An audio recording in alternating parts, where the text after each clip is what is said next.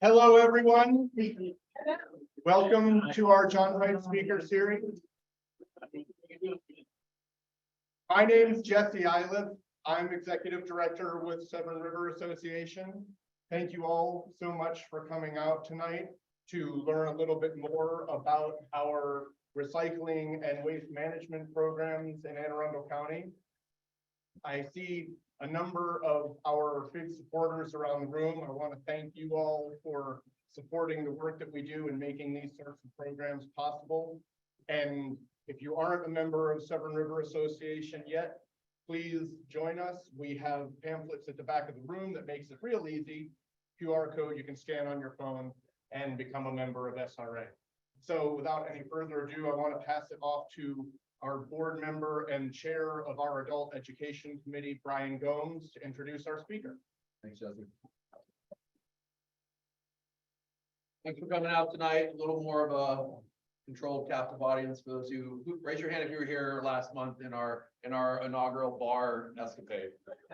Okay, all right, good. This is a little easier and we'll be able to hear better. And I actually just went around the room and gathered a few people, and the same ladies that were there last time, they're like, "Were you the bird people?" And I was like, "Wow, what?" And she's like, "Yeah, we were celebrating a birthday. We're really sorry about that." They're like, "But that was a really nice talk." I was like, "Okay." So this evening we have the pleasure of Jeff Brown, who is a recycling specialist with Anne Arundel County and has spent the last 10 years in the field of waste management, specializing in hazardous waste disposal, recycling, waste diversion, and industrial compost operations. Tonight's program, Recycle More, Recycle Often, Recycle Right. And we're going to be hearing about the entire overview of the waste management program here in Anne Arundel County, everything from recycling to landfill operations.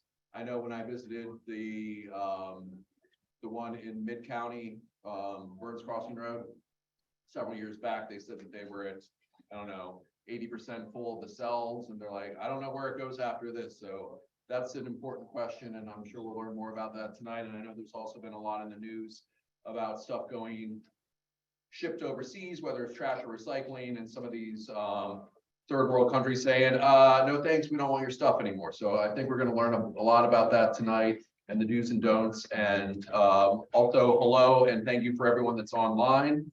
We've got, I think, 60 to 70 online tonight as well. So without further ado, this is Jeff Brown.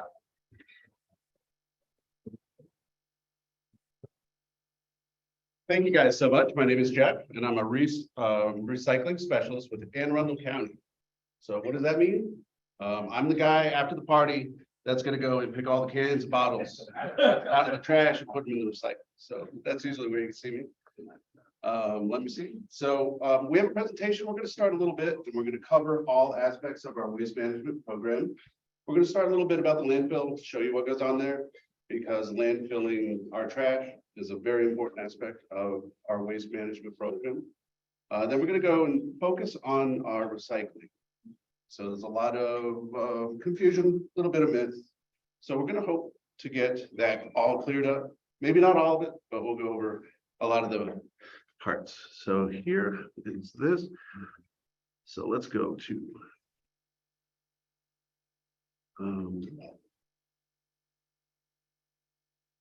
let's see if I have that right.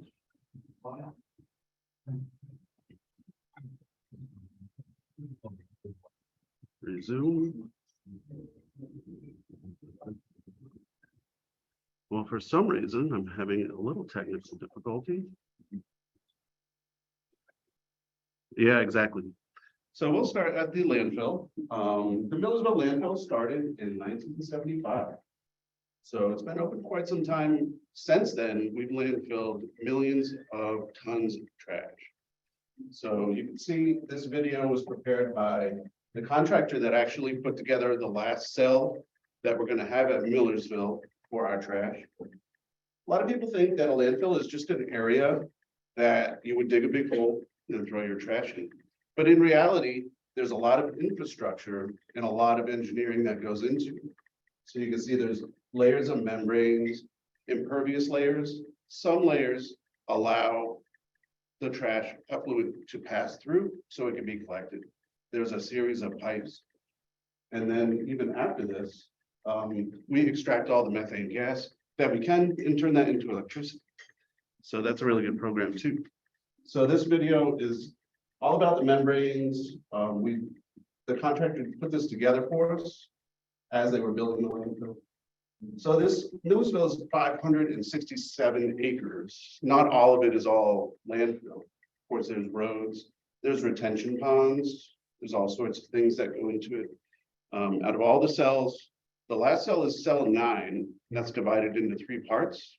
We just opened that in 2020. That'll be the last cell that we have at Millersville. So our projected date for this to be filled is about 2045, 2050, give or take. So depending on how I do my job. So just to touch on the landfill gas to electric facility that we have on site, this supplies enough power for 2,000 homes every day. Just by extracting methane gas and running it through these turbines, it makes great power, and it makes a little bit of revenue to stabilize our cost of landfilling. So not to get too much into the technical aspect of it, you can see there's little wells, extraction wells, they go down into the trash, and it creates a negative pressure system that extracts the methane gas, and it's piped right in to the generators where it's burned to make electricity. So it's that kind of thinking. I always like to go over this because a lot of people think of trash and they're like, just get rid of it, throw it in the trash. But with this kind of thinking, we're actually getting something positive out of something that we consider rubbish. So moving on to the future, that's the kind of thinking that we're going to have, viewing this as a resource instead of a negative aspect. What kind of trash makes methane? Mainly organic trash, Okay. food scraps, organic material breaks down in an anoxic environment, and then it creates methane. So before people get to landfill, we give them the opportunity to recycle more at the recycling pad. So before you pull in to any of the Millersville landfill, you will see a place where you can recycle all sorts of items. So if you have a load of trash that has tires, vinyl siding, rubble, rocks, oyster shells, we do great. We work directly with the Oyster Recovery Project. You can leave all those up. Once they're in the landfill, they're going to be there forever. So we always like to give our residents an opportunity to do the right thing, leave off their items at the recycling center. So recycling, why do we recycle? There's a lot of different reasons. It saves natural resources. Number one, it's a lot easier to reuse items than to go and mine new virgin material. It lowers energy consumption because virgin material is very energy intensive to mine. To seek out new items, recycling it, all you have to do is clean it up, grind it up, and reform it in most cases. So it reduces greenhouse gases because obviously you're not sourcing new material. You could just reuse it. It's a lot better for that. It reduces air and water pollution, similar to greenhouse gases. And my big job is it helps preserve the life of the county's landfill. And we just went over our landfill. We have one in the county. It has an expiration date. We're not going to probably find another place where we can site a landfill. So after this landfill is full, we're really going to have to use our brain and figure this out, what we're going to do moving forward. We create trash every day. We have to have a place to put it. So, and there's high level talks about that going on just about every week. So we're analyzing a lot of what goes on in other counties and how they're dealing with their landfills being full, because it's a universal problem all across the country. Unfortunately, a lot of these communities that run a landfill, they're seeing their landfills expiring, so we have to have a place to put it. So how many people here have a yellow bin and live in Anne Arundel County? Pretty much everybody, that's great. So our curbside service, we provide this service once a week to all our residents. It's built into the enterprise fund. We do the trash, the recycling, and your yard waste. So During the pandemic, we saw a lot of staff shortages. We try to do this all the same day. We always can't, especially in this area due to the contractors, shortages, and other items like that. So to focus specifically on recycling, where does our recycling go after it's picked up? It goes into a big truck and they bring it to Waste Management Recycle America, WMRA. That's in Elkridge. And it's one of the only sorting facilities around here that we have for our curbside recycling. And when I do a Q&A later, after the presentation, I'll play a video exactly what goes on there. It's really informative. So this is a private company. They take all of our curbside recycling. They have the specialized machinery to sort it out. They have the labor, and then they bale it. They put it for sale on the secondary market.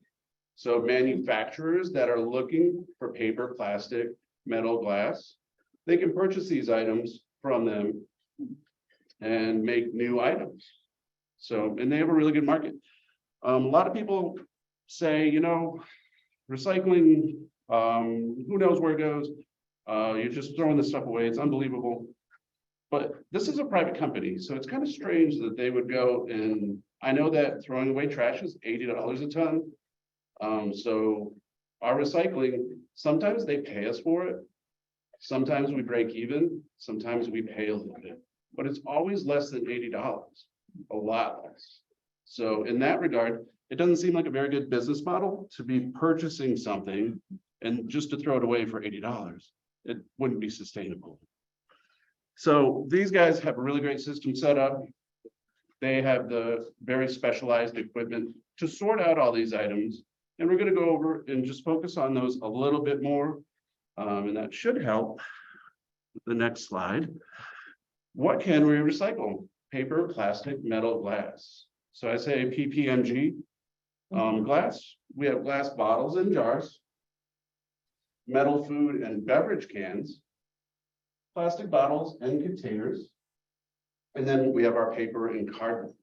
So this paper and cardboard, it includes everything from boxboard to corrugated cardboard and all the junk mail you get. So they take it all. That's one of the biggest volumes that we get. It's just a lot of paper. So, and to use recycled paper, it's a lot easier than cutting down trees, hauling the trees out, pulping the wood, and then reforming virgin paper.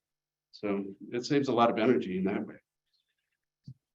Metal, food, and cans, really, when I say metal, a lot of people think, well, can I put a car engine in there? And of course, we've seen that, small car engine. I don't know how they got it in their cart, but people are imaginative. So, but we're really talking about metal food and beverage cans, aluminum cans, metal cans, even aluminum foil that's even covered in food. They melt all these items down right at the plant and reform into metal ingots, which can be made into a number of different things. So then we have glass. Glass bottles and jars. Glass is kind of hard to recycle because it's not really worth a whole lot. Because if you think about it, it's just silicone and carbon mixed together. And those are two of the very, very common elements. They're easy to dig up. I have some glass here. It came out of our recycling center. You can see there's just a little sand in there. They crush it up. You can come up and take a look or pass it around either way. But they melt that down. They can use it also in a number of different applications. Trench bedding in construction projects. They can mix it with aggregates. So mix it with cement. And it makes the cement stronger. Takes up a little bit of room. Yep, you can pass that around for sure. So what happens to our recyclables? Ideally, recycling should be a circular process. You would take a plastic bottle, you would give it to somebody who needs to make plastic bottles, and you get a new plastic bottle back. So, but we'll see what happens with paper. Paper can become a lot of different things. It can become new paper. It can become packaging. They do a lot with recycled content. So when I buy paper, especially for my office, I say, hey, 50%, 35% minimum content, that's that's what I'm shooting for. Let's try to use, if you're going to be recycling, try to buy recycled products. That kind of makes sense. So metal, steel and aluminum cans, a lot of manufacturers are looking for aluminum. A lot of them make bike frames out of them. So you can make bike frames, car parts, all sorts of durable items that last a long time. If they make new cans, if you put a can in today, by the end of March, they could have that turned around into a new can. And be putting new product into that. So it's a pretty quick process. Plastics are a little more difficult because there's a disconnect between the food grade plastic and how they're recycled. So if you have a water bottle, that can be turned back into a water bottle. But a lot of times they use virgin material because plastic is all based on the price of gasoline, petrol, and oil. So when oil is cheap, a lot of the companies would rather use virgin materials to produce plastic. So plastic gets turned into a lot of things. A lot of it is clothing. They can take water bottles, turn that into fleece. They can also turn it into rugs, textiles. So plastic, ideally, they make a lot of car parts out of it too, but it's not really circular. But you can see they do make durable, long-lasting goods out of those single-use plastic items. So in that way, it's very handy. And we went over glass. Glass has some really good uses in construction and, of course, recycling. We have a special glass system that you can bring glass containers to our recycling centers, and it's guaranteed to be turned back into a glass bottle. But it has to be sorted by color. And we'll go over that a little bit later. So what do you do if you have an item and you're just not sure if it's recyclable? You just put it right in the bin, and hopefully somebody down the road will figure out what to do with it, right? Like a car engine. Whoever did that, they were wish cycling. So what is wish cycling? That's just kind of like, I think it's recyclable. Somebody can do something with it. I'll just put it in the bin. And that does create problems down the road because, as you'll see, this is a very labor-intensive sorting process. And there's a lot of people involved. There's a lot of machinery involved. So when they see things like bowling balls coming down the conveyor belt, that could be a little bit of a safety hazard. It could also break the machines, which the WMRA plant, that runs 364 days a year, 24 hours a day. So when they have to shut the plant down because the belt breaks, they're losing some of their revenue. So they certainly don't like that. So what are some of the common things that we see in our recycling system? We see a lot of plastic bags and wrap. And used to be where we could accept plastic bags and wrap. If you don't mind, could you hold questions to the end? I'm sorry, I should have said that before. Okay. So plastic bags and wrap, we used to accept those a long time ago. We had to change that. And we're going to go over that in detail. We see a lot of cables, cords, and tanglers, which is like an extension cord. That's metal and plastic, kind of. We'll just throw it in there, but it binds up all the machinery. We see a lot of scrap metal like pans. A lot of people put pans and cast iron plates in there and other things, but we can recycle those, but just at our recycling centers. Styrofoam is a hard one because it does have the recycling symbol on it, which everybody looks at and says, oh, this is recyclable, it has a symbol on it. You put the little number in there, it's a number 6. That's not always indicative of if something is recyclable. That's the resin identification code. So if you were a manufacturer of plastics, you could look at that code and say, this is made of this plastic. I know what I can do with it. So it's not really always indicative, but we've never accepted styrofoam. We get some food and liquid waste. That's going way downhill. A lot of people got the message. Putting food in your recycling bin, probably not the best idea. So a lot of clothing and textiles. Some people put electronics in there. Batteries and cylinders are some of the most dangerous things we could ever put in our yellow bin. because they cause fires. When the propane tanks go through the sorting machinery, if they rupture and there's a spark, there could be an explosion. It happens to numbers of sorting facilities every year. Wow. Batteries also, the new batteries they make with lithium ion, very reactive because lithium is pyrophoric. As soon as it touches oxygen, it can cause fire. You know, fire with paper and cardboard in there, that could be a big fire. So that's a real big safety hazard. So, but we'll go over how to recycle those and get rid of those in a minute. And the other one is light bulbs. Light bulbs are glass and metal, but they don't really go in recycling because it's light bulbs. So we have a special way that we get rid of those. A lot of them used to have a lot of mercury and stuff, so we don't want to put those in with our recycling stream. So the next one is plastic bags and wrap. There's always a lot of questions about this. Why can't we still accept plastic bags? Well, as we saw, there's a lot of conveyor belts and there's a lot of mechanical separation that goes on at the sorting facilities. And they used to always take it and they always used to take it, but then it just got to the point where there was so much, the machines were becoming clogged up. And unfortunately, they had to shut the plant down and have people go in with X-Acto knives and cut them out of the gears. And it was very dangerous. So they said, you know, this is becoming a safety hazard. We have to find a different way to get rid of recycling. So what we found out is you can bring them back to the store. Giant has been really good with accepting them. They have a really big center over right by the WMRA plant in Elkridge. They accept all your plastic film, all your plastic bags, and they bring them right to the buyer. They market them, any kind of low density polyethylene. A main buyer of our plastic bags that we use in that system is Trex, and they make engineered lumber. So what they do is they tear the plastic up into little sheets, mix it with sawdust and resin, and you have a durable, long-lasting plastic product from something that you would only use one time. So a lot of those plastic bags only get used one time, but decking will last many years, if not decades. So we take plastic film at our facilities too. We have 3 facilities. We tried our best to bring those to Giant.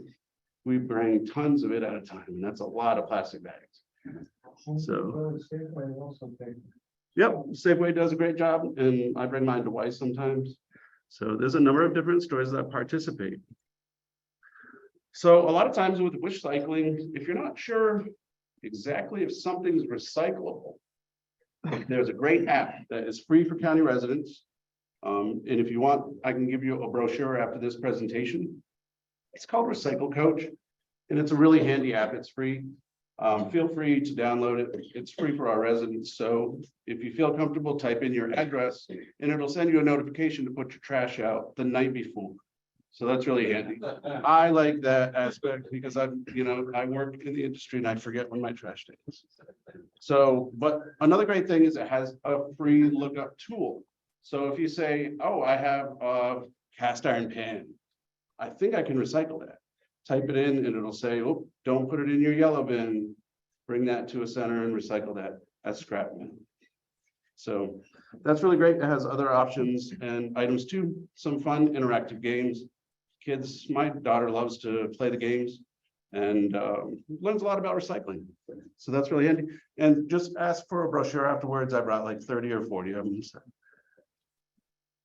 So at our county recycling centers, we have one in Glen Burnie and one in Millersville, which you guys here in this area are kind of equidistant. I guess you'd probably go to Millersville.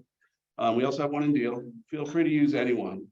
We can recycle a lot more than just in our curbside program. Paper, plastic, metal, glass, that only goes in your yellow bin. But what if we have motor oil or antifreeze? We don't want to put that in our yellow bin, but you can bring it to our center to be recycled.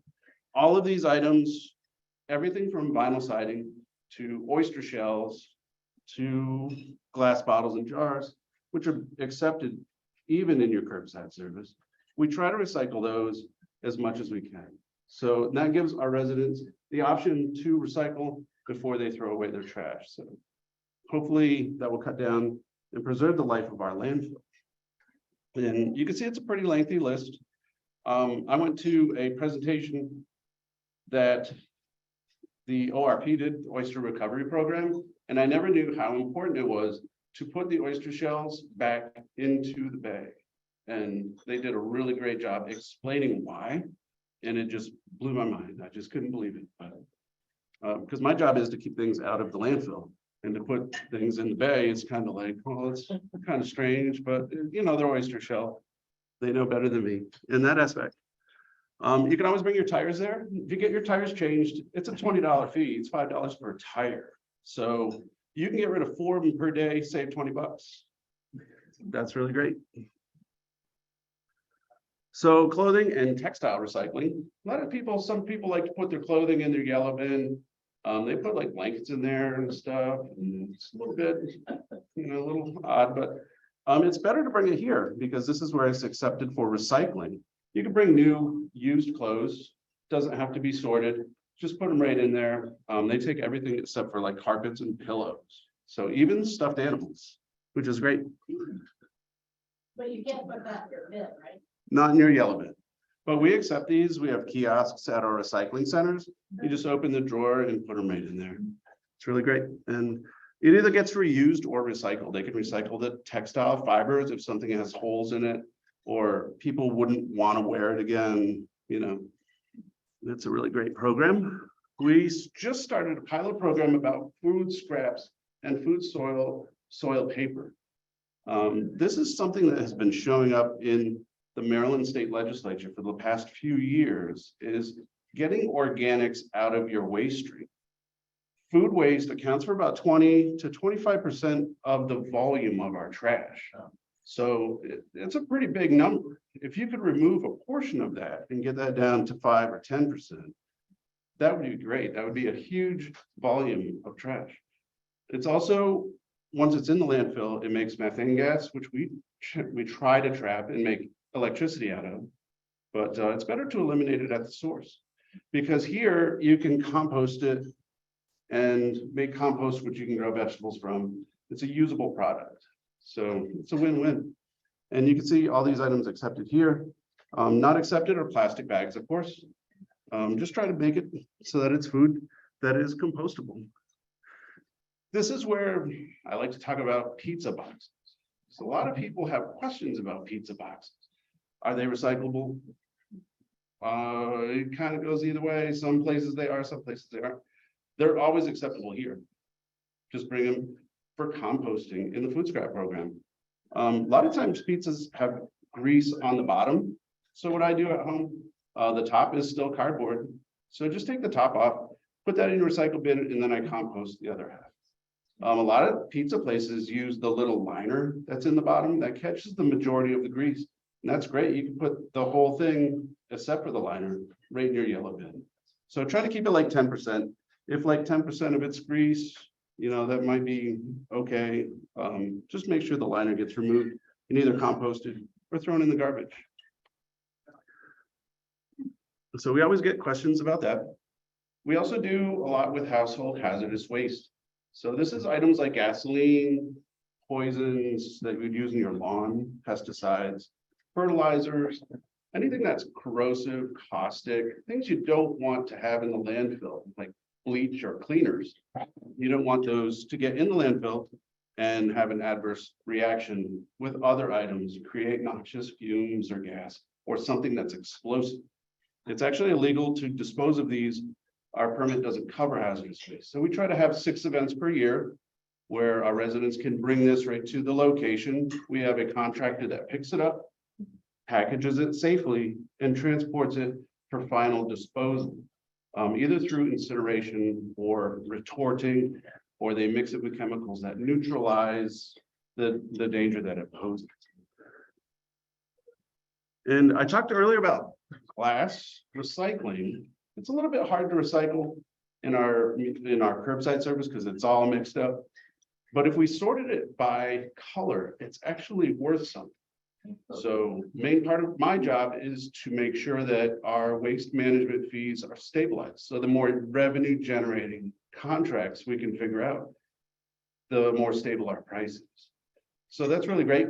So if you bring your glass to any of our recycling centers, we have a great A-frame. You just slide the bottles in, brown, green, or it's brown, clear, and then green or mixed colors. Sometimes you'll get blue and all sorts of different colors. But they can take all those, grind them up, and it's guaranteed to be turned back into a glass bottle or a glass container. So that's what this is here, is the green and brown and everything mixed together. But doing it this way, it's a really great program. We've had a lot of great success for that. A lot of people utilize our recycling centers just for the separated glass recycling.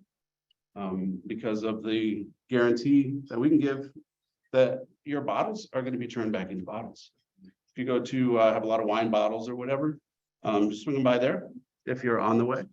You can see the cost savings right here is pretty substantial. $70 to $105 per ton, and glass is really heavy. And that's one of the characteristics of glass that make it great to recycle, because it adds a lot of weight to our recycling volumes, but it's hard to recycle because the virgin materials are really common and they're very cheap. So, but it's not worth so much, but still worth a little bit is better than disposing of it at a cost. So event recycling, I do this a lot. We give out some bags. Sometimes I bring a bag to the beach. If I'm at the beach, there's a place right near my house. They do not have a recycle bin there. So what I do is just bring something, I put my recyclable containers in, bring them home. I can recycle an infinite amount with my curbside service. So I could have an infinite amount of recycling containers. So it's really great just to be mindful about how you're going to dispose of things and how you're going to recycle things. Because at the beach, there's one container, and every Sunday it's overflowing with trash. And, you know, 90% of that is beer cans and soda cans and cups that can be recycled. Community Beach, yeah. So, and we see a lot of that frustration because, you know, it creates litter because it blows out of the container. But that's another whole issue, is community involvement in getting your recycling program moving. But so some final tips. We're going to do just a couple more slides and then open it up for questions and answers. I don't imagine there's going to be any questions. We'll see. Shredded paper. A lot of people have shredded paper at home. And when you dump that in your yellow bin, it just goes all over everything. And it tends to mix in with the glass and then gets burned up. So it's great for security because it's getting burned up. They can't ever get your information. But we kind of want that to be recycled. So if you want shredded paper to be recycled, just put it in a paper bag. You can use staples or just fold the top over. That can be compacted. It can be sorted, and it goes to the correct place in the sorting facility. So that's really handy to do. And a lot of people have a lot of shredded papers. Just don't use the paper yard waste bags, because that's confusing when the recycling people pick it up. They think that that's all leaves in there, so they leave it, and then, you know, we get the phone call. But next is styrofoam. We went over that before. That's considered trash. All sorts of styrofoam. There's only one place in Anne Arundel County that can recycle styrofoam, and it's run by the EPS industry. And if you would like their card, they're right in Crofton. I tend to go shopping around there for groceries. So what I do is, people on my block know me as the styrofoam guy. They leave styrofoam off on my steps. I just put it in the car, and it's right next to where I go shopping. So I just swing it by. It's right on Cronson Boulevard, but it's a really great program that they run. Last year, they recycled 8.9 tons of styrofoam. If you could imagine how much styrofoam that is, styrofoam's so light. They really have to have a lot of it. One thing that is really handy is to put a recycling container next to each trash can in your home, to keep that in your mind about what's recyclable and what's not. And that's not always possible, but it's always a good thing to do. A lot of people think of recycling as the be all end all, fix everything problem. But in reality, it's a very important part of our waste management program, but it's not gonna fix everything. It's really was designed a long time ago. And now with the advent of a lot of new materials, a lot of new, especially plastics, it's not gonna fix everything.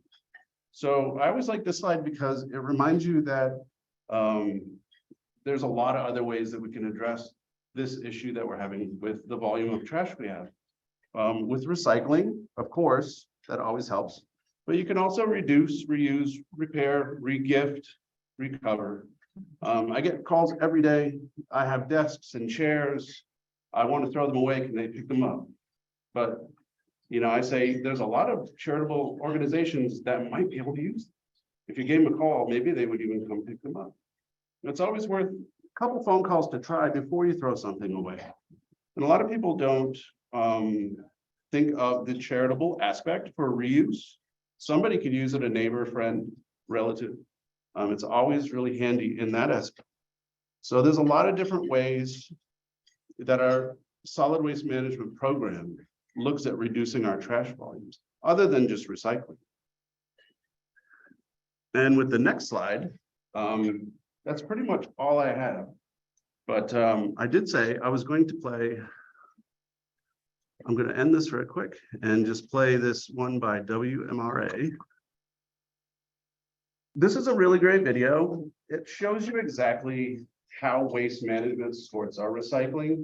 And what I'll do is I'll just take some questions as the video plays in the background. And if anybody has any questions, just let me know.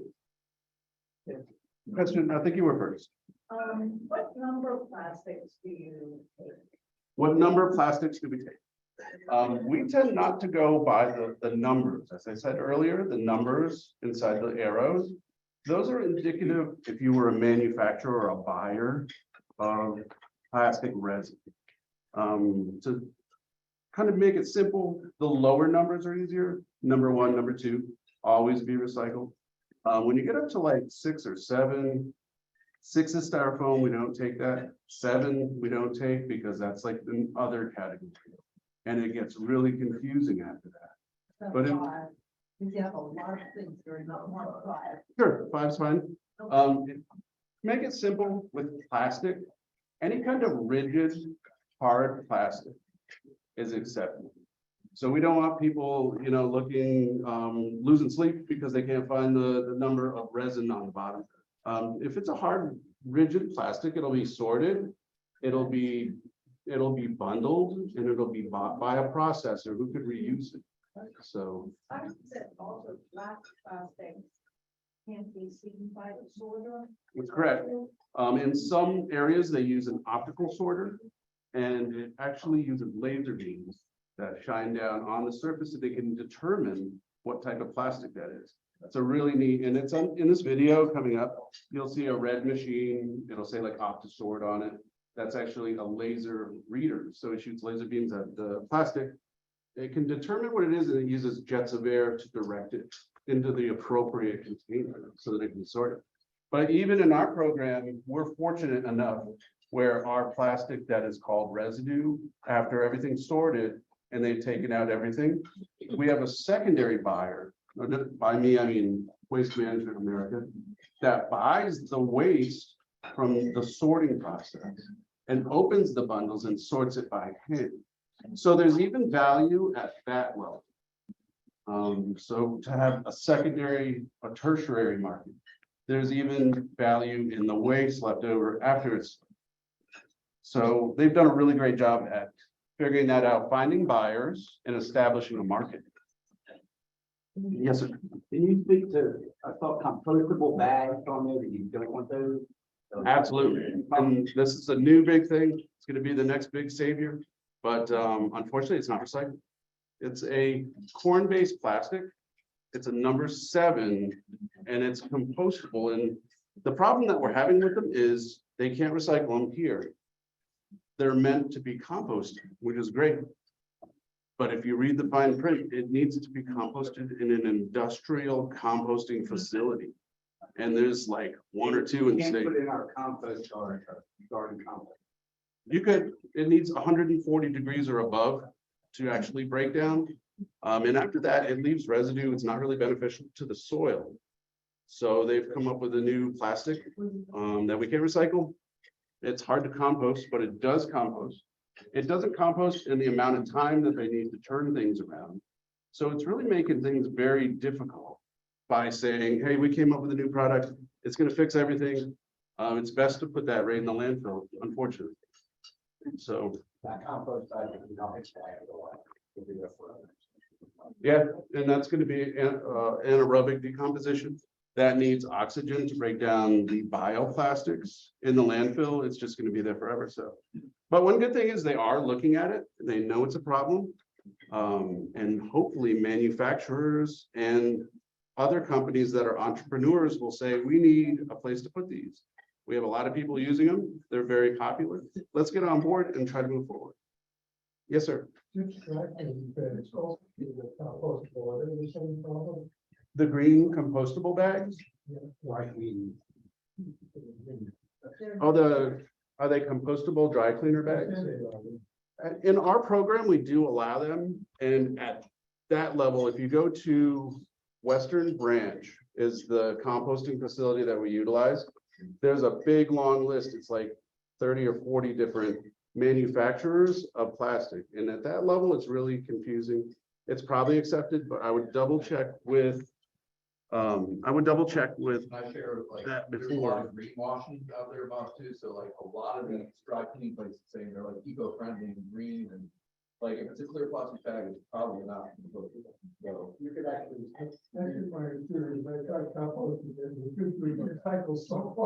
Sure, and it's probably doesn't,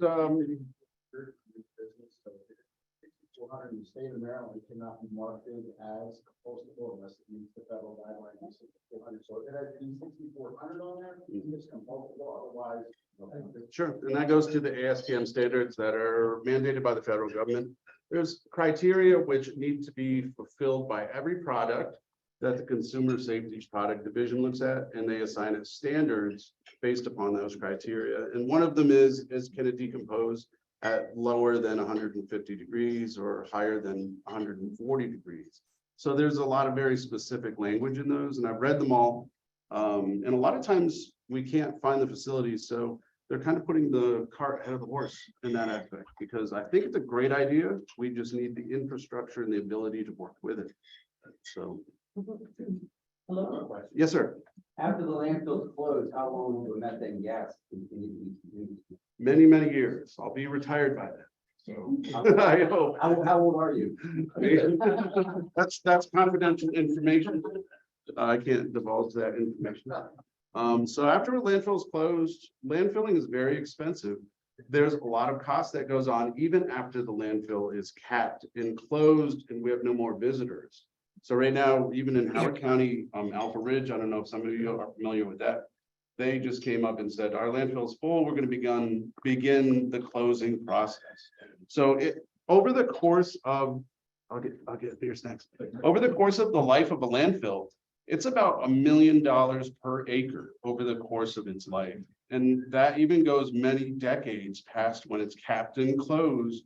There still takes testing, monitoring. It takes fixing the infrastructure, maintaining all of those gas wells that go down there. So it's going to be a while for sure. And that's why it's so hard to site a new one. In Anne Arundel County, there's no real place to site one. Meadows is there. Nobody wants it in the backyard. Nobody wants neighbors like that. The only name I see that I recognize. We're gonna have to find an out-of-state place. But hopefully by then, if I do my job good, we can be at zero waste by 2040, 2045. That would be great. You had a question? I actually have two. Does one have to take, when you get like a creamer or that they have there's a plastic coating around some plastic bottles. Recycling said that's fine, leave it on. You take it off or leave it on. I leave it on with creamer, things like that. It's a plastic carton. And Yep, any kind of cartons are fine, and that includes like orange juice, milk containers. right. It has a little bit of wax or a little bit of plastic on there, but what happens is the paper is actually re-pulped. So they take it and they put it in really hot water, and they have a really great way, like, the windows that are in your mail that you get. A lot of people go through The and ones, remove all the those. milk, absolutely necessary. Try to keep it simple. They have a magnet that takes out all the staples, and they have a good way to float the plastic away from the pulp so that they So can it's get the not- fibers. It's not paper, it's like a plastic coating. No, it's just that kind of frisky plastic. Getting around the water bottle. The water bottles, I'm trying to think, different bottles of juices you buy, it's not paper. Plastic. And it's a wrap that keeps them all in a cube. No. Okay, The plastic on the bottle is. plastic on the bottle. It has the label. Like a canary, Yeah. Yeah, that you don't have to remove the labels at all. Anything like that, don't remove the labels, metal cans, plastic bottles. Just keep the labels on, and they have a really great way to deal with that. It's a little bit of contamination if it is. But what we're seeing now is a lot of manufacturers are starting to manufacture their products in their packaging to be recycled, which is great because Well, some have that out to recycle. everybody sees these all the time. At my house, these are always around. They're not really recycled. They're not really that great to have. But I got one the other day that was great. Come in and pay. It's all paper and it's a padded envelope. And on the back in large letters, it says recycle. juice item, like when you take off the label, that can go into like the giant recycling, like the plastic. Yes, it is accepted in Giants program. So that is like one of the better ways, but a lot of times people just put them in the trash because they don't know what to do with them. Yeah. And it's The the first one that can go in with your paper, with your bag of bags that you bring back to the grocery store. Take off- In our system, you can bring it back to the recycle center or dispose of it as trash. Unfortunately, about aerosol cans? aerosol cans are fine as long as they're completely empty. Okay. Yep, that's a thin type of metal. Just make sure it's depressurized. Like I go through a lot of whipped cream at my house because I have a daughter who loves whipped cream, puts it on everything. And when it's empty, just put that right in there. Very last bits and stuff out. That's fine. You know what? Metal like that, they burn that at such a high heat. Any kind of organic material is immediately So even if it's steel. taken out of it. So it's a really great process. You don't have to rinse anything. What about the plastic rings that hold it on? Like a six pack of. Yep. And that's all low density polyethylene. You don't have to know the name. Just put that in with your bag of bags. A lot of times that's the same plastic. They can take that and grind it up, turn it into lumber or make new plastic bags out. And that's the 6-pack rings. You're supposed to cut them before they do. I always try to do that, Yeah. but it's not going to end up in the ocean where it's going to be a problem with sea life or anything like that if you put it in with your bags. Yep. Another question. Yeah. There's a huge demand for quality post-consumer recycled film in today's world. Have you guys ever given any thought about a pilot program for all the virtual and graph? That stuff is highly valuable and coveted, and they will pay for that material, and they have some type of bin or a small large container Sure. and have it at the marinas and let them Yep. go and collect it. 'Cause There's a that's great what- program that we work directly with called MTAC, the Marine Trade Association. Okay. They are run in cooperation with the state of Maryland. So this would be through MDE, but I was just on a webinar with them where we were trying to address the issue of shrink wrap. They had a program in place for a number of years where you purchase a bag for a small amount of money.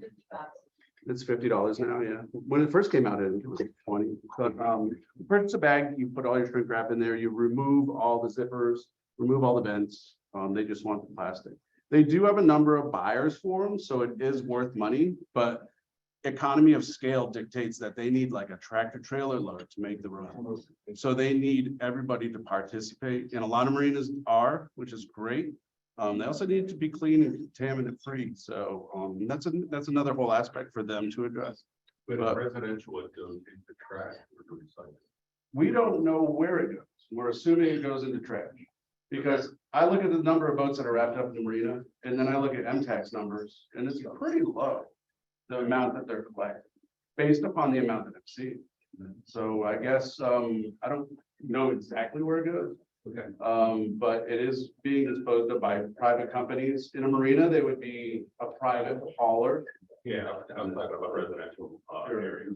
And in residential areas, I would imagine it would be put in the trash also. Unless it was recycling. Yeah, you mentioned a recycling coach application. Yeah. Yes, sir. Because it's still, but this past week, it's probably every time there's a holiday, we got that discussion in the neighborhood, whether they're gonna pick up trash tomorrow. Does that app tell you that?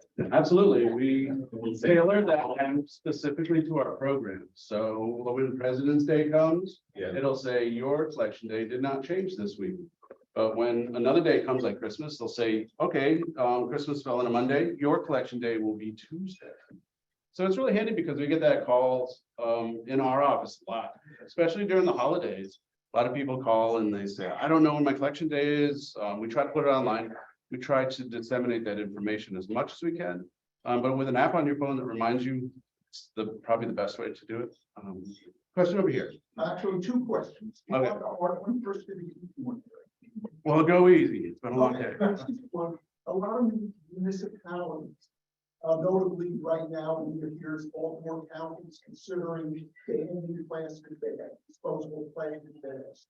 And I noticed the last time I was in Edmonds, they don't do them for you. You can bring your own bag and take 10 cents for a paper bag. Is there any thought in our county, in Rutherford County, to bring any kind of a law like that? There's nothing in the Maryland State Legislature which dictates they're gonna get rid of bags. All the municipalities that have done so, except for like New York, they did it on a statewide level. There's nothing in Maryland that says we're gonna get rid of plastic. Right, county. There's nothing at the county level either. We don't dictate legislation. We follow the legislation. The best that it's presented in the legislature, they ask us our opinion on certain bills that come up that would affect us. So we can say yay or nay, it's favorable, unfavorable. The counties can do it, Montgomery County does it. And now, Baltimore County is looking at it. Sure. Okay. You want the hard question? Yeah, I'll take it. Okay, last time I went to go to hazardous waste in Milledgeville. Traffic was backed up on 32, almost to 97. And I read in the paper and it was like 3 or 4 hour waiting to have to recycle the hazardous waste. Is there any thoughts to reducing 6 days of a year sounds good until we get 4 hour backups? Is there any thought about increasing capacity so that I don't have to wait again hours? Sure. We did have to change with our hazardous waste program. We were aware of the wait times and we track them. Actually, the first car that comes in, we gave them a yellow card with a number on it. And when they leave, they give us that card back and we note the time that we give them. It was nowhere near 3 or 4 hours. I guarantee that. So that was an exaggeration, I believe. And we have the data to back it up, but we were aware that there was issues with the wait time. We moved our hazardous waste operation to Riva Road. We found a much more favorable traffic pattern where we could utilize a large space for a large queue. And we've only had to use 25% of it. If that, our wait times have been extremely low and our volume is still 500 or 600 cars per day. So you favor that, like Milledgeville now, it's now. That's correct. Oh. You know, we ran into a lot of problems with scheduling around paving projects, construction projects out all of our locations. So we're trying to work out how to get another one in North County at a county-owned property that has a stormwater drainage permit, all the proper permits and not a lot of grade. Our contractor is very specific for site criteria. It has to have a place that has big parking and a big queue for the volume of people that show up. So it's not a whole lot of places like that around, but we're certainly working on it. And we know that that's not ideal, but we're still doing 6 per year. It's all in the same area now. So, yes, question over here. A couple things, back to which like about 15, 20 years ago, I toured the outbreak plant. And this is, I think, where people really got confused. We were told over and over again by waste WMRI people, when in doubt, put it in, when in doubt, put it in, when in doubt, put it in. I think people just got so used to that. And then I know you got then the cars, everything back out. It was like, no. So then I really feel probably how things just got so complicated. I've also put in 50,000 bills as well.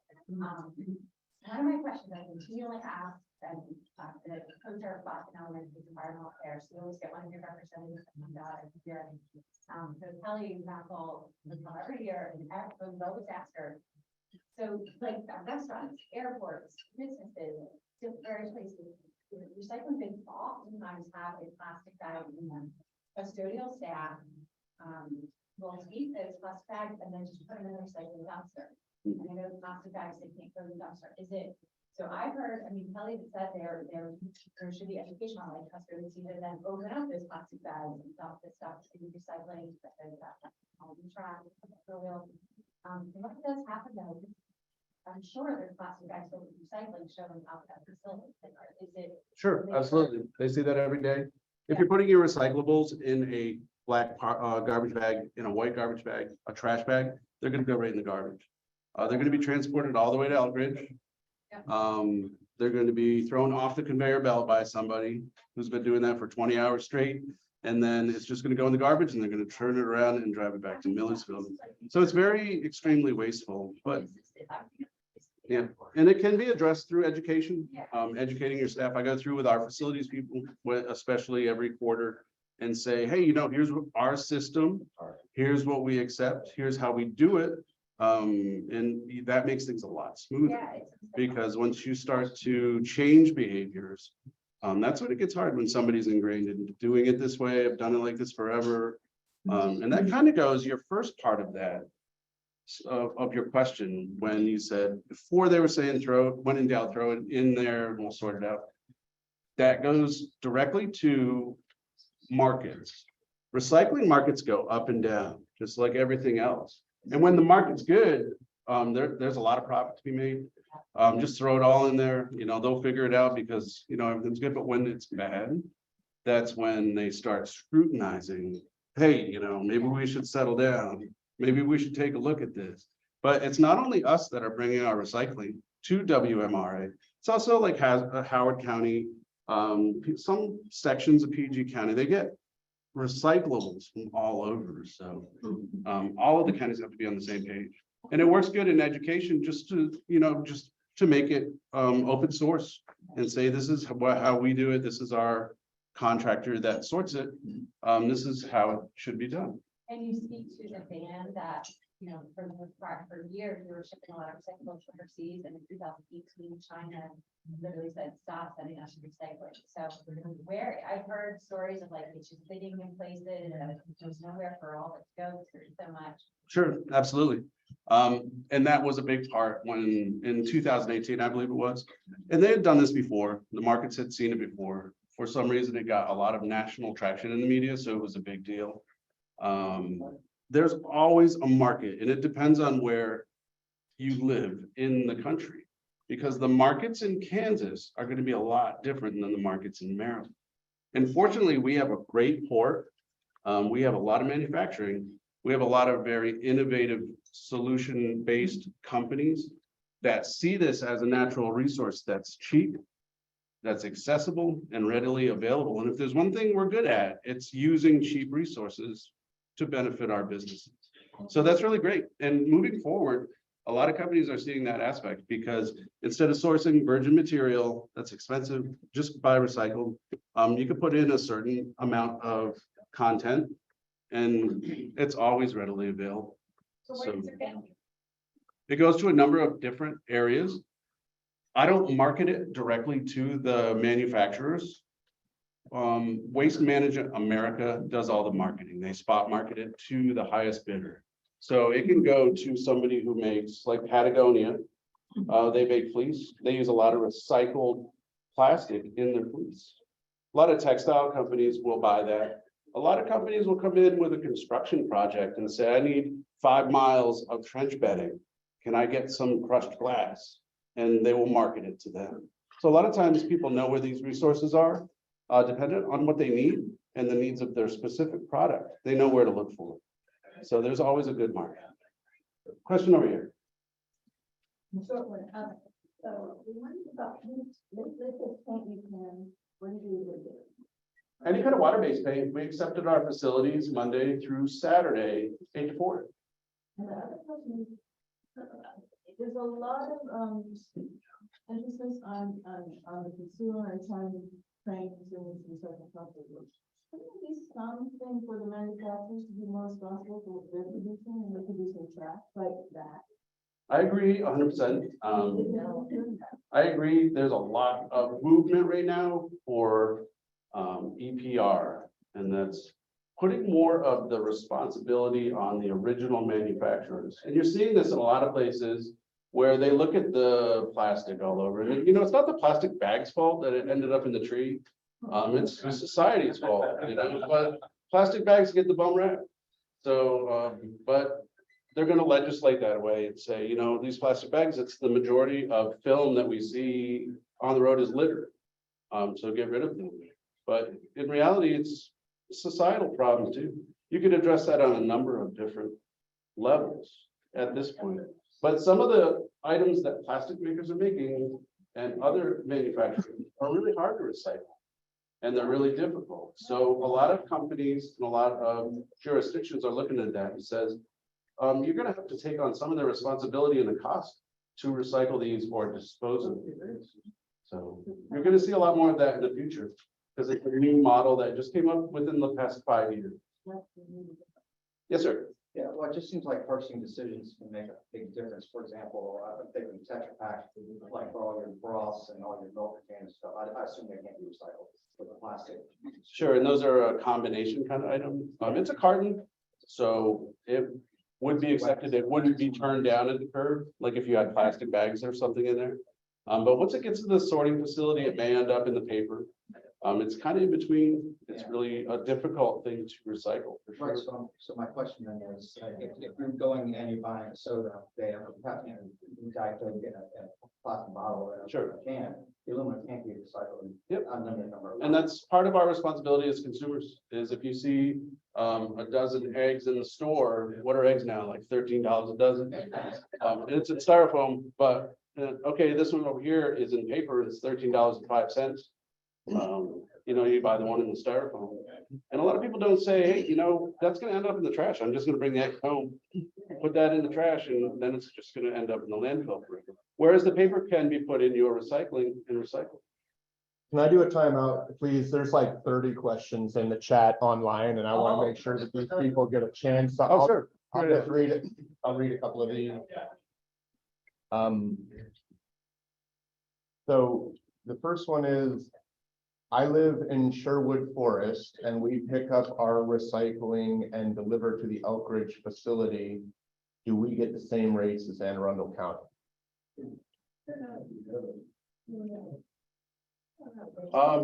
In the greater realm of government contracting versus contracting in the private sector, I don't think that they're comparable, and I can't really quote you prices. I don't know what Sherwood Forest pays. I know that we have contracts in place that protect the county in the event of large price swings. It's capped. We have a lot of protections involved, but we've had this contract for so many years and it's evolved over time. It's not going to be comparable to somebody that's not servicing 169,000 houses per week. You know, that's what we do as a county. So, but it's great that there is private access to that, and I know Sherwood Forest has its own waste management service. So, Okay, another one is, what about old TVs and other electronics? Why can't they be recycled? the current vendor, there's a lot of vendors that do electronics recycling. So when we set up our contracts, a lot of times different companies will bid on them. And whoever gets the award is the one with the best price, the most responsible, reliable bidder. So we need to make sure, because we don't want to change things too much. There's certain things that all of these recyclers don't take, and TV and monitors, unfortunately, are one of them. There's only a few places that do take TVs and monitors for recycling, and I'm not exactly sure why. I think that there's a big cost involved with that. Best Buy does have a program where if you're going to replace your TV, you can bring in your TV, and it's a nominal fee. I can't quote you exactly what it is. They will take that and recycle it, but there is a cost involved. Our current electronics contractor can't accept monitors or TVs. And that's dictated by who gets that contract. Any kind of other peripheral, computers, even a laptop that does have a screen is accepted. It's just TVs that they really have a hard time deciding. Okay. And then you touched on this earlier, but what about materials that are mixed, like a Snapple bottle that has a glass bottle and a metal lid, or an envelope that has paper but a plastic see-through window for the address? What to do? Sure, and quintessentially, the item that I think of is a Pringles can, because I love Pringles. And the can is actually recyclable. It's a paper can, it's got a metal bottom and a plastic top. So it's like all three kind of mixed into one. But what happens is, in the pulping process for the paper, they will have a metal magnet. All the staples and stuff that are all mixed together, once that item is pulped in water, it can be removed easily, just by a simple magnet. The plastic, hopefully the top will pop off or come off in the compacting or sorting event, and that will be recycled also. So combination items are certainly something to think about. But when it comes to like envelopes with a little plastic window, don't worry about those. They can be removed at the final pulping destination. What about takeout plastic containers? Do you need to, how clean do you need to get them before they work? Sure, cleanliness of your containers. You don't want to put food in your recycle bin. So of course, try to just use all the food that's in there. I think even with things like a peanut butter jar, peanut butter, there's a lot left in there. Just try to use it all. It gets shredded up and then it gets washed and then it gets formed into these little pellets right here, RPTE pellets. And then they're sold to the final manufacturer. So especially with like fan shells for food service, it's a hard, rigid plastic. It's accepted in our service.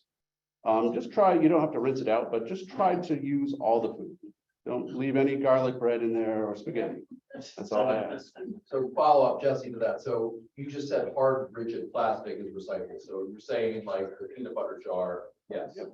But I'm thinking some of that like carry out food in that thin, squishy, very, soft thin, that's still legit? That's still legit. Yeah, it's still like a rigid plastic. It holds its shape and it's not going to wrap around the wheels at the sorting facility.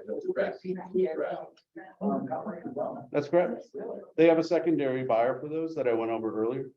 It's going to end up in the residue pile, but they do have a secondary market where people actually sort through that and extrapolate those items.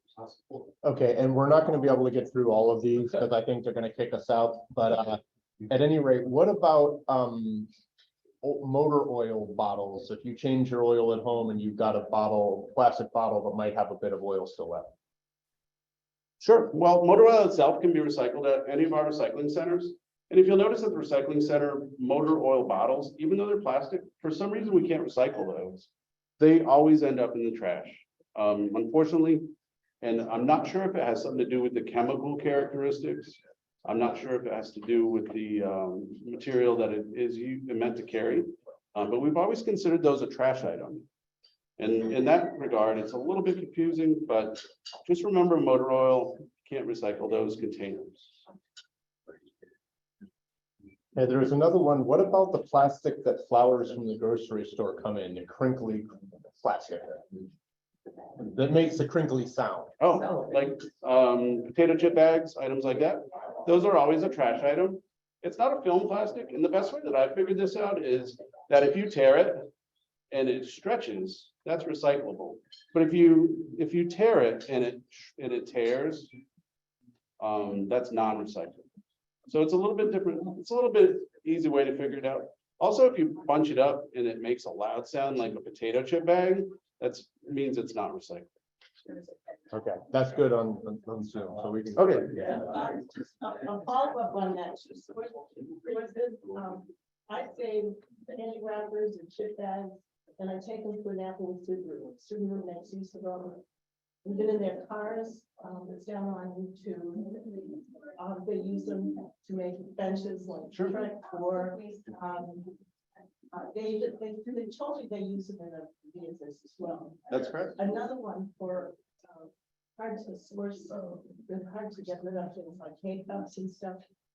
If people are doing with TerraCycle, people look at TerraCycle online and see they have different collections for that has to do with where the manufacturer and something takes responsibility and pays for the recycling. Yeah, TerraCycle is a really great program that they run. A lot of things that are really hard to recycle or difficult, like candy wrappers. They even do like juice boxes and things like that. If you have a high volume of those, through TerraCycle, you can recycle them, but you have to fill up your box and then send it through the mail. Once it's in the mail, it goes to their warehouse where it can be recycled. It's a great resource to have if you have a high volume of a very specific item that's non-recyclable in your county's municipal recycling service. I have this book, it says, can I recycle this? And you're much better than this book. Well, thank you. That's right. Suggestions in there. First of all, metallic things like, cans. But if you have like a soda bottle or a beer bottle, they say to fill up one of those cans with all the magnetic lids.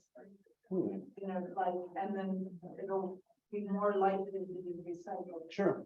And they're looking at trying to keep all of one type of material together in one place. And that kind of goes with the shredded paper that I talked about earlier. Right. It just keeps everything all together in one place. You don't need to do it in our system. We have a series of magnets, and we actually have a really cool thing called an eddy current that actually repels aluminum cans, because aluminum is non-magnetic. But this eddy current, and I've read about it and I tried to figure out how it works and I just can't.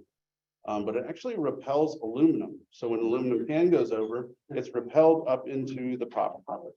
And it's really neat. And that's how they separate the metal and the aluminum. I'm not cutting him off, but I'm gonna make a quick little brief interlude here and say, this is great, and this could go all night, but we're gonna kind of let things kind of trickle off here, and we're gonna leave email contact info. Sure. I want to plug our next event. It's gonna be not this next month, it's gonna be 2 months from now. Back in this room, so the third Tuesday of April is the 18th, and we will be having Sean Kimbrough talking about yellow perch to striped bass fishing local. So that'll be our talk in 2 months back in this room. That's a little interlude there, but I'm gonna set a timer just so we're not keeping people out too late. And then we'll let things trickle out, but let's take Jesse, I wanna take care of our online people. So let's do a couple more there. And then as we started to informally disperse, we can ask a few more questions, and email is available. Sure. Yeah, email's available. Also, our office Thank is you, everyone, open for being Monday here. through Friday, 8 to 4. We have a phone number. It's always somebody will answer, usually on the second or third ring. So give us a call with any of your questions. Okay, so for online, the last question we'll do is, are there any recommendations for recycling at apartment complexes or condos or other multifamily, residential places? Sure. There's actually a law in place in Maryland, HB1 from 2017, that was the apartment and condo and townhome recycling legislation. Said a multifamily resident with over 10 units should provide recycling services to their tenants. And it's a great law to promote recycling in our county.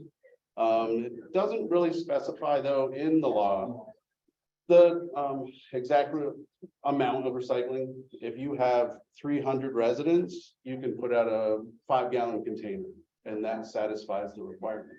It also doesn't really specify who's supposed to enforce the law. It doesn't specify which agency in the county.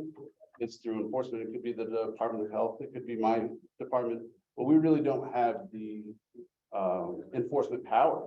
So it didn't really specify that clearly.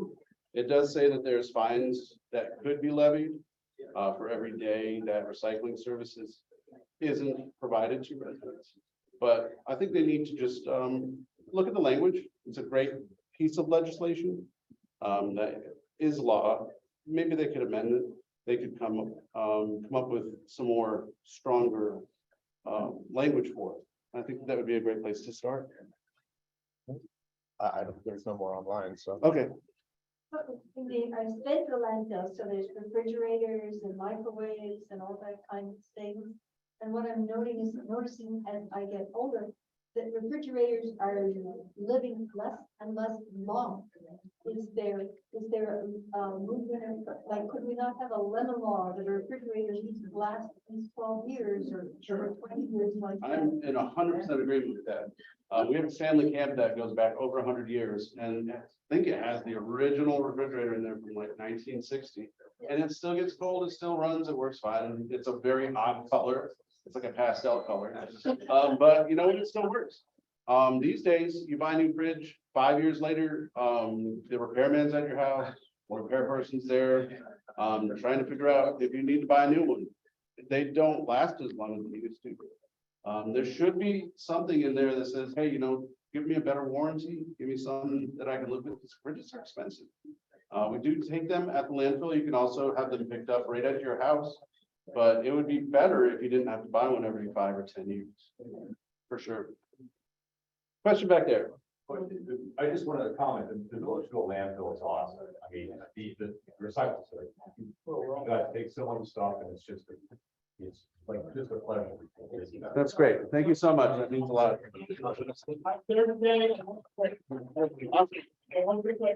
Yes. My wife and I have learned a lot this evening about putting perfectly recyclable items in publicly recyclable. You know, white plastic bag, because like you said, have next to your trash can, a recycling can, but you know what? Crap in the bottom of it, so you put a white plastic bag in it. You put Understood. it on the curb, and you put it in your yellow bag, yellow box. And it gets thrown out, right? Yes, if you bag your recyclables, they're not gonna take the time to open the bag and dig out the recyclables, Like unfortunately. 100 neighbors who don't understand that.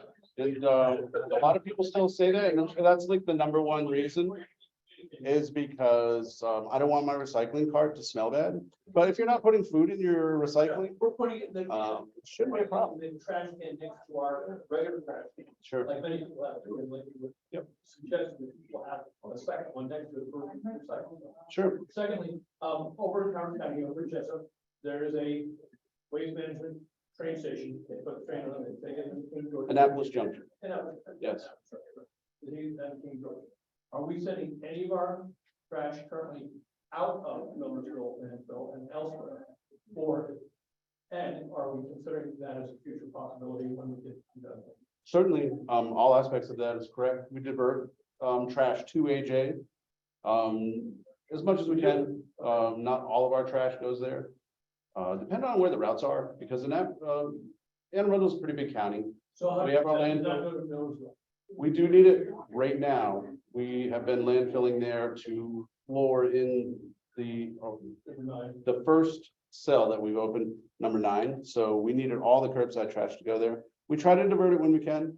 It's good practice because it preserves the life of our landfill. A lot of other places use that service too. So, and that is on the short list of areas to bring ours to.